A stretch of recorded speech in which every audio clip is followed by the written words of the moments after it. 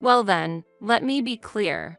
My mother and sister are going to live together with us from now on. If you don't like it, sleep outside." Brandon was making a face as if saying, "Isn't that impossible?" and sported a mean, ugly laugh. I was just a convenient wife for Brandon, and it was normal for me to be subjected to such insulting words every day. However, I could no longer endure this. "If that's the case, I'll sleep outside starting tonight. Don't complain about who I'm with." "There's no way I would complain. Do whatever you want." Brandon snorted and laughed at my statement. But the next morning, when he saw the garden, he panicked and regretted his words. "My name is Noel Harris. I am 42 years old and work as a professional freelance illustrator. As I grow older, I gain more experience and manage to secure a sufficient income while working efficiently at home. I live comfortably in an urban area with my husband, Brandon, and we enjoy the freedom of our own private life together. Originally, I would have liked to have children, but Brandon preferred a life without children and clearly did not want to have them. On the other hand, my mother-in-law, Martha, who did not understand our lifestyle, always nastily said, 'A daughter-in-law who does not bear children is useless.' In the old days, you wouldn't have been able to complain even if you were divorced. Every time we visited my in-laws, it was always unpleasant, and her sharp tongue tormented us. My sister-in-law, Rita, who also has a difficult personality, belittled my work, saying, 'Drawing illustrations at home is like child's play, isn't it? I envy you for getting paid for doodling, but you don't make much, right? After all, you're just relying on my brother.' I wouldn't understand because our educational backgrounds are different. In reality, Rita didn't know that I earn as much as or more than Brandon, especially during busy periods when I make more profit than he does. Brandon always stood by me, saying Noelle is a precious daughter from another family. Such rude actions towards someone who has married into our family are unacceptable. This temporarily silenced Rita and my mother-in-law. However, they did not find it amusing when my father-in-law took my side, and in his absence, they secretly harassed me. While I felt like this was a vicious cycle, I was deeply grateful for the support of my father-in-law. If there's any consolation, it's that fortunately, we rarely saw them as my in-laws' home was several hours away by train. This distance usually allowed us to avoid their unpleasant comments and attitudes, and major troubles were rare. However, one day, while I was deeply engrossed in my illustration work at home, I received a sudden call from my husband. "What do you mean, your father has passed away?" I was at a loss for words at the unbelievable news. It seems that his condition had worsened without us noticing. Afterward, caught up in arranging the funeral and other preparations, I had no time to mourn and just spent being busy day after day. As a result, I couldn't return home for a while. The reason I was busy was because Martha and Rita dumped all the troublesome matters on me, showing no intention of helping. I had never imagined so much work would be necessary when a person dies. While going through these experiences, my strength quickly drained in just a few days. After managing to send my father-in-law off on his final journey, I returned home and finally thought I could settle down and confront my grief when an unexpected proposal was made. "Only my mother and sister are left in that house. I'm worried about them, so let's move back home," Brandon suddenly said. I was shocked and replied, "What? Why all of a sudden? What about your job?" Brandon proudly said, "Don't worry, I've already secured a job at a company run by a friend back home. All arrangements are made. You can work remotely, so it doesn't matter where we live, right? There's absolutely no problem, so rest assured." Knowing that he had planned everything without consulting me, I felt angry at Brandon's unilateral decision. He was not listening to my objections and had already started preparing to move. Reluctantly, I also began packing. Originally, Brandon insisted on living together with his parents, but I firmly refused and said, "Then I will stay here." Eventually, we decided to rent an apartment a little away from his parents' house, and we moved there. However, even after the move, Martha and Rita frequently visited without reason, disrupting my work. Their sudden visits made it difficult for me to concentrate on my tasks, causing frequent interruptions and irritation. Since they are not working at the moment, it seems they have a lot of free time on their hands. I have repeatedly asked them indirectly to refrain from visiting so often, but it seems my requests were not fully understood as they came over almost every day and spent their time as they pleased. But that was not the only source of stress. When local residents saw me, they started whispering among themselves. "People from the city stand out here. Noelle, you're a bit out of place. You need to make more effort to blend into the community," they said. When I told Brandon about this, Martha and Rita, who happened to be there, threw sarcastic comments at me. Do I really stand out? The presence of Martha and Rita was already a source of stress, and feeling like I had no allies around, I regretted moving to the countryside and let out a big sigh. One day, without any special reason, Martha and Rita came over again. "Aren't there any sweets here? You should be a bit more considerate. We are guests, after all. Shouldn't you have prepared something?" Martha began rummaging through the kitchen cabinets uninvited and continuously voiced her complaints. It's difficult to patiently endure such demanding visitors, and I sighed internally. Meanwhile, Rita sat down on a chair, lacking manners, and suddenly demanded money from me. "Hey, Noelle, could you lend me some money?" "What?" I was surprised by her abrupt request and asked, "I'm going to New York City soon. I'm planning to go to a theme park with a friend who lives there. I'm asking for money for the trip," Rita said, as if it was natural to ask for money. I was simply astonished by her brazen request and found myself arguing back. "Why don't you consider working and earning your own money? That way, you'd have more money to spend freely." However, my suggestion only angered Rita. She abruptly stood up from her chair and, hitting the desk with force, yelled at me, "You're lecturing me. What can someone like you, who only finished high school, say to someone like me who graduated from university? You're way too arrogant. Know your place and act accordingly," she shouted. Martha, who had been listening, agreed with her. "Rita is right. What an arrogant daughter-in-law you are. The money you're reluctant to part with was earned by my hard-working son. How can you act as if it's yours and be so hardy?" Martha said, puffing out her chest, confident she was right. Unfortunately, both were still unaware of the truth. Brandon recently switched jobs to a company run by a local friend, which resulted in a decrease in his income. As a result, I end up covering the pocket money Rita wants. Even if I explained this fact to them, it would be difficult for them to believe it. Their accusations, based on misunderstandings and prejudices, continued, and it didn't seem like the complex tensions within the family would be resolved anytime soon. "I'm really sorry, but I'm very busy right now, so could you please leave?" I asked Martha and Rita quietly yet clearly. After dodging their constant complaints and grievances, I finally managed to get them out of the house. As they left with heavy footsteps, I sighed. At that moment, a disgruntled neighbor appeared from next door and, showing his displeasure, said, "It's quite noisy. Could you keep it down a bit?" "I'm really sorry." I apologized. I had not intended to be loud, but the actions and words of Martha and Rita had inadvertently caused trouble for my neighbor. I had been careful to live quietly, but this situation arose, and I sighed once again. Hours later, when Brandon returned home from work, I detailed the events of the day to him. "Living in an apartment inevitably comes with neighbor issues," Brandon remarked. But I was about to argue back. "That's not the problem here."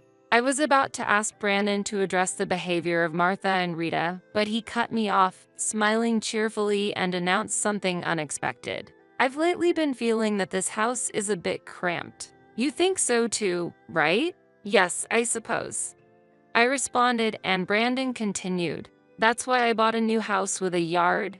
His words were delivered casually, as if he had just picked up something trivial on his way home from work. I was so shocked that I couldn't immediately grasp what he was saying. "You bought a house? Wait, what are you talking about?" I asked, unable to hide my surprise. "Yes, it's secondhand, but it was a good deal. I managed to secure it using my savings, Brandon explained. Then, I eagerly questioned him about when he decided to make such a major purchase and why he hadn't consulted me before buying. However, Brandon seemed unconcerned with my words. Caught up in the joy of acquiring a new home, he casually dismissed my concerns. I was about to lose my temper, but since the purchase had already been made, I had no choice but to accept it. Indeed, the apartment was cramped as Brandon had said, and I told myself that living in a house wasn't a bad thing after all. A few days later, we moved to the new house. However, upon arrival, we were greeted by Martha and Rita, who were already there settling down. "What on earth is this?" When I demanded an explanation in a trembling voice, Brandon casually replied, "Oh, didn't I mention? They're going to live here with us too. Their old home is getting too run down and will be demolished. The land is going to be sold. The construction contract is already complete, and the sales process is underway." Wait a minute. Why didn't you tell me? As I struggled to comprehend the unbelievable reality, I was overwhelmed. Seeing my distress, Brandon continued as if it were nothing. "Well then, let me be clear. My mother and sister are going to live together with us from now on. If you don't like it, sleep outside." Brandon's face sported a mean, ugly laugh as he spoke. The moment I saw his smile, something inside me shattered. "If that's the case, I'll sleep outside starting tonight. Don't complain about who I'm with. There's no reason to complain. Do as you like." The two of them watched our exchange with glee, laughing as they said, "Great. Now that the nuisance is gone, we can use this place more freely. Why don't you just go back to your parents' house while you're at it?" Ignoring their mocking laughter, I carried my belongings out to the garden. I then made arrangements to begin living outdoors by contacting someone. The next day, I slept so well. I stretched expansively in the garden of the house Brandon had purchased. It felt like I had awoken from a deep sleep for the first time in ages. After I moved my belongings to the garden, Brandon, as if to harass me, deliberately closed the curtains. He probably didn't know what I was up to outside, but he couldn't keep the curtains closed forever. Morning came, and Brandon finally opened the curtains. When he saw the garden, his face changed. "What is this?" "See, I told you not to complain no matter who I'm with." Brandon pointed at my side, trembling with shock, and exclaimed, "But who brings such a big dog into our backyard?" My large dog wagged its tail in response. The dog, a Rottweiler, was a type of breed that I had raised back at my parents' home. I had set up a large tent I brought from home in the garden and spent the night there with my dog. That evening, I had called my mother, explained the situation, and borrowed the tent and my dog. I thought not just bringing the tent but also my beloved dog was a good opportunity to enjoy the spacious yard freely. My dog was enjoying the outdoor life, and last night, it was in a very good mood. I also had a fun night for the first time in a long while and woke up feeling refreshed in the morning. On the other hand, Brandon was pale and clearly in a bad mood. "That dog, it came from your parents' home, didn't it? Take it back immediately." Brandon is extremely afraid of large dogs. Part of the reason I brought my dog was indeed to spite him. He had been chased by a large dog as a child and had been afraid of them ever since, to the point that he would get scared just by seeing one. Consequently, when my parents first met him, my brother had to take the dog for a walk. But let's leave that story for now. Hearing Brandon's screams, Martha and Rita appeared in the garden, rubbing their sleepy eyes. "What's the matter, Brandon? Why are you yelling so early in the morning? What? Why is there a dog here?" They both exclaimed in surprise. They too were not fond of dogs, often grimacing just hearing that my parents had a large dog at home. The sudden appearance of the dog threw them into total disarray. Brandon was also disturbed and began shouting for the dog to be taken out of the house. "What are you doing? This is just the sort of thing a high school graduate would do. I can't forgive this. I never thought I had such a crazy daughter-in-law. Normal people don't do this kind of thing. You're really out of your mind. You've completely lost it." As I remained silent, the three of them mercilessly criticized me. "It's so noisy this morning. You feel that way too, right? As I spoke to my dog, he wagged his tail vigorously. He may be large in size, but he's gentle, extremely smart, and kind. However, he shows no mercy to those who threaten his family. Why aren't you leaving? Can you hear me? As Brandon's sharp words rang out, my dog growled protectively by my side. Hearing this, Brandon yelled pitifully. At that moment, there was a rustling sound from the large tent I had been staying in. What's all this noise, first thing in the morning? Good morning, Dad. What? Emerging from the tent was my father. Brandon, upon seeing my father, let out a cry of surprise. Good morning, Brandon. My father warmly greeted him while Brandon just stood there, mouth agape. I'm hungry. Bro, you ate plenty yesterday. My brother chimed in next as he stepped out of the tent. My brother is married and usually lives elsewhere, but after hearing about my situation yesterday, he suggested, let's all camp out in the garden. Don't worry if any problems arise. We're here. Thus, it turned out that my entire family was enjoying a camp out at our house. Good morning, everyone. It seems my daughter has been quite a burden on you all, said my mother as she appeared next. She had a bright smile suitable for the morning, but her eyes were not smiling. When I explained the situation to her yesterday, she was the most outraged. Although she doesn't explode with emotions like Brandon, she harbors anger internally. This was evident from her cold gaze toward my in-laws. Brandon then said, "It's been a while." To my family, the energy he had earlier was gone, and he was awkwardly trying to muster a smile. Brandon might act tough with me, but he can't do the same in front of my father and brother. The reason is that both are very muscular, which intimidates him. My father is a former self-defense force officer, robust and muscular. Even after retirement, he doesn't skip his daily training, and he even placed in a triathlon last year. Moreover, my brother is an active police officer, dedicated to protecting the town and following in our father's footsteps with his training regimen. While my brother's family might be exasperated by his training, for me, he is a reassuring presence. Even the dogs they take for walks are muscular and formidable. Given their long-standing dedication to physical training, it's no surprise that our dog has grown accustomed to participating in their rigorous exercise routines.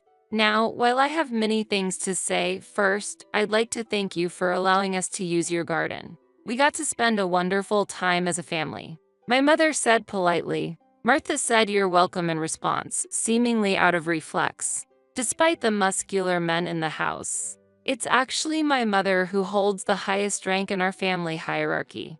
Our dog also trusts her the most and sees her as her leader. Even now, it sits composedly next to my mother. My brother and father often say that no matter how much they train, they can't match up to our mother. While she may not possess physical strength, she knows how to exert her influence when necessary. Once, when I was a child in elementary school and a classmate was malicious toward me, my mother spoke directly to the teacher and had the other child's parents call the school. There's no need for extra words. I want to know why you did such a thing to my daughter. Please speak freely, she said. Although always smiling, the pressure she exerted was immense, and it eventually led to the other child and their parents breaking down in tears. At that moment, I made a mental note never to anger my mother. Had I discussed the situation with my family earlier, my parents and brother would have supported me. However, I wanted to avoid worrying them. I wanted them to think I was living a happy married life. That's why, even when Martha and Rita treated me harshly or when Brandon unilaterally decided to relocate, I said nothing. When I contacted my mother yesterday, while she was angry, she was also very worried. You've always been so patient, but I can't bear to see you endure and struggle. You are very precious to me, she said, although I am now an adult and independent. Her words nearly brought me to tears, and I deeply regretted not consulting her sooner. Now, my mother faces my in-laws with the same stern expression she had when confronting the parents of my childhood classmate. This is the first time my mother and my in-laws have spoken like this since the initial meetings and the wedding. They've had little contact since then, so my in-laws likely never expected her to be such a formidable figure. I've heard you insult my daughter multiple times from inside this tent, calling her education inferior because she only graduated from high school, saying her thinking is abnormal, among other things. Now, could you please explain why you directed such unpleasant words at my daughter? The tone she had was polite but assertive, leaving no room for rebuttal, and it's clear it came with a lot of pressure. Each time my mother speaks, you can feel the atmosphere cool down, and her eyes are certainly not smiling. When I looked at my father and brother, they were pale even though they were not being scolded. Our pet dog was also afraid of my mother's gaze. The in-laws facing my mother all had pale faces.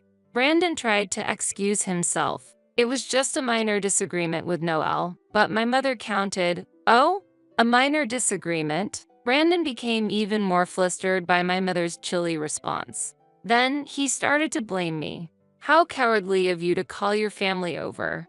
However, I was not shaken by his attack. When I responded, "You are with your family too. Is there a problem with that?"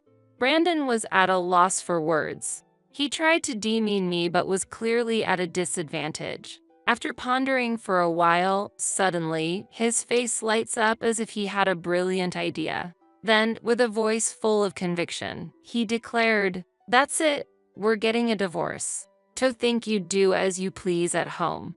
His voice sounded triumphant. Was this his last resort? Did he think that by mentioning divorce, I would be shocked and apologize?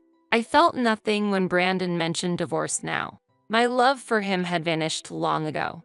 With a mix of disdain and calm, I made a significant accusation.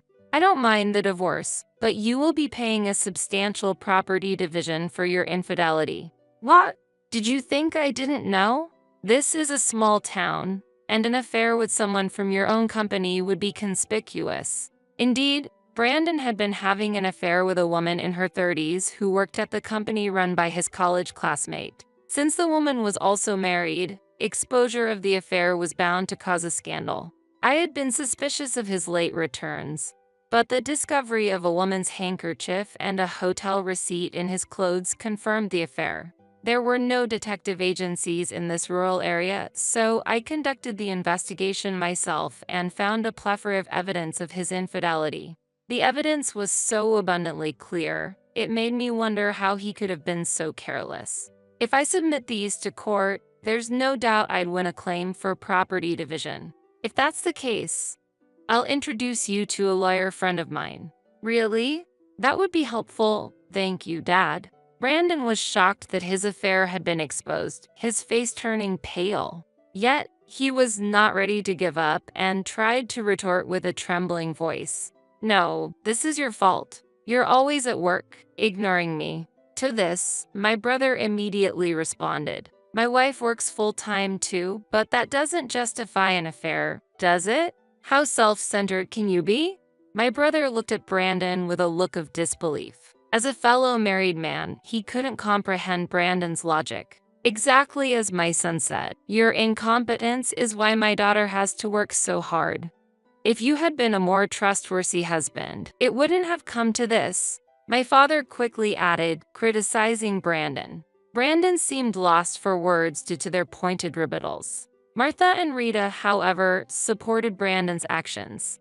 "It's clear that the problem lies with your daughter. We will hire a lawyer and seek property division as well." "Yeah. Even though she says she works hard, her job isn't all that significant." To this, my mother quickly responded, "It's your right to hire a lawyer, but do you really think it's acceptable for the person who committed adultery to demand property division? I pity any lawyer who takes on such a case. Could it be that you're lacking common sense?" Martha staggered back awkwardly at my mother's sharp retort. "Furthermore, Rita, do you even know how successful my daughter is? If you search her name, you'll see the companies she's involved with. And what about that hearty attitude of yours? You don't even work, yet at your age, you're still dependent on your brother and his wife. Aren't you ashamed?" Rita's face turned red upon hearing these words. Brandon then exclaimed, looking at us while trying to contain his anger at his family being openly criticized by my mother. "Why would you say such things to my family?" My mother had only stated facts, but Brandon evidently did not appreciate them. Seeing this, I began to speak with a deep sigh. "I really can't believe I married such a person. It makes me question my own judgment." "What did you say? Have you forgotten what you've done to me? You really think only of yourself. And those two, they say worse things to me than my own family ever did. Calling me the bottom rung because I only graduated high school? A useless wife because we don't have children. Since moving here, I've been nothing more than a convenient errand runner. Don't you think that's far more unreasonable compared to my family?" I unleashed all the grievances I had held back until now. Until now, I had endured it without worrying my family, but there was no longer any reason to hold back. "Let's break up. I'm sick of being used by you anymore." "Wait, Noelle. Let's start this through calmly. There's nothing left to talk about. I want to sever ties with you as soon as possible." "What could possibly change that?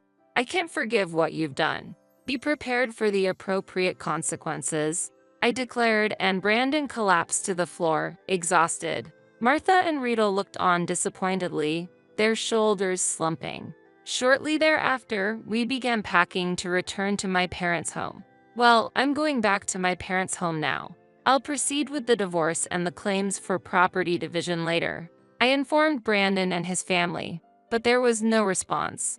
I sighed lightly, loaded the tent and my belongings into the car, and left my in-laws' home. The divorce with Brandon was finalized smoothly. The involvement of the lawyer my father had contacted proved effective. Even the usually assertive in-laws were weak in the face of an authoritative third party. The property division claim was accepted as I had hoped, but Brandon had recently purchased a new home and had no savings left. He sought financial help from his classmate who had employed him, but during this process, his affair with a coworker was discovered, and his classmate was furious. As a result, both Brandon and his affair partner were fired from the company. In the end, Brandon could only secure a loan from consumer finance companies, using the money to pay the property division. However, the loan came with high interest rates, making repayment very challenging for him. By the way, the woman involved in the affair was also divorced by her husband, who then demanded property division from Brandon. Consequently, Brandon was burdened with paying 2 property divisions, forcing him to sell the newly purchased home to cover these costs. After selling the house, Brandon, along with his mother Martha and sister Rita, moved to an older apartment with cheaper rent. Brandon managed to find some part-time work, but life was very tough for them. Rita finally started working as well, but without a proper employment history, she even struggled to find part-time jobs. Martha registered with a senior employment center, but job options were limited in the countryside, ultimately burdening Brandon to support all 3 of them. With only the income from his part-time job, it was difficult for him to support himself, let alone 3 people. They faced a bleak future. While proceeding with the divorce from Brandon, I spent several days moving belongings out of the in-laws' house. During one of these days, a neighbor suddenly approached me. "You're new around here, right? I heard you're Mrs. Harris." "Yes, that's correct." But the neighbor then expressed concern. "The lady and daughter of that house have a bit of a bad reputation around here. They're known to be condescending and to harass the neighbors. We were worried about your situation. Are you okay? If you need help, we're here to offer it." When I first moved to this area, I felt ostracized and thought the locals were wary of outsiders like me. However, they were actually concerned about me. Learning this truth, I relaxed and a smile naturally appeared on my face. "There's no problem, thank you." When I mentioned I was getting a divorce, the neighbor genuinely looked relieved and said, "That's good." I inwardly apologized for regretting my move to the countryside, realizing the community was more supportive than I had expected. Without Brandon and his family, this place would have been wonderful. After removing my belongings from the in-laws' house, I completed the move and the divorce proceedings. All that was left was to receive the final payment of the property division. However, on the day of the final payment, I received this message from Brandon. This completes the payment of the property division. Does this settle everything? How about we start over? I had kept Brandon's contact unblocked until the property division was fully paid. But receiving such an unpleasant message made me feel that I should have blocked him from the start. Start over? What kind of joke is that? I would refuse even if you offered me a fortune. Never contact me again. If you try to reach out, I will immediately handle it through my lawyer. After sending that message, I immediately blocked Brandon's contact. Since then, he has had no involvement in my life. After the divorce, I moved back to the city and have been enjoying my freedom. With the funds obtained from the property division, I treated my supportive family to a luxurious wellness trip. The time spent with my parents and my brother's family was an unforgettable, enjoyable memory. Being free from supporting Brandon's family, both mentally and time-wise, has given me more space in my life. While it's good to dedicate myself to work, there was no longer a need to overwork. Being released from the obligation to support the in-laws has also given me financial ease. Having learned from my failed marriage with Brandon, I am hoping to meet someone better next time. In the urban area where I live, being single in my age group is not uncommon, and events for singles in their 40s are frequently held. It takes a bit of courage, but I plan to try attending one of these parties soon. I will never undervalue myself again. Aware that I am the only one who can treat myself as valuable, I intend to enrich my life moving forward.